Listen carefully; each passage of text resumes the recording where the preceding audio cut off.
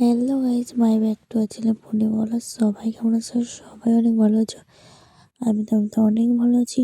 সকাল সকাল তোমাদেরকে ভিডিও দেওয়ার জন্য বেরিয়ে গেছি না। এটা সকাল না, মোটেও সকাল নয়, এটা হলো বিকাল। বিকাল 2টো থেকে 2:30 বাজে তখন। তা ঠাকুরনগর থেকে ডাইরেক্ট টাকিতে চলে গেলাম এই কারণে একটু ঘুরতে। আর আমার সাথে যাকে দেখো সে তোমার বেস্টি আর দিদি হয়, সেটা তোমরা ভালো করেই জানো। তো তোমাদেরকে আবার ওর ব্যাপারে কোনো পরিচয় দিতেই হবে না। আর আমার গলার ভয়েসটা শুনে ভাবছো এইভাবে কেন ভয়েসগুলো দিচ্ছে, আমার শরীরটা প্রচণ্ড খারাপ তার জন্য। আর এখানে দেখো আমি পুরোভাবে টাকিতে ঢুকে গেছি। আর ইন্ট্রো দিচ্ছি কারণ এই যে টাকির সাগর নদী যাই হোক, নদী না, 3 মুখ নদী, সে মাঝামাঝি দাঁড়িয়ে আছে।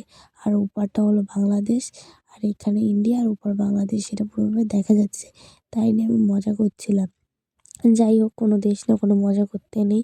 আর আমি এখানে বসে ভিডিও দিচ্ছিলাম, আর আমার বেস্টি মানে আমার দিদি খুব হাসি পাচ্ছিল।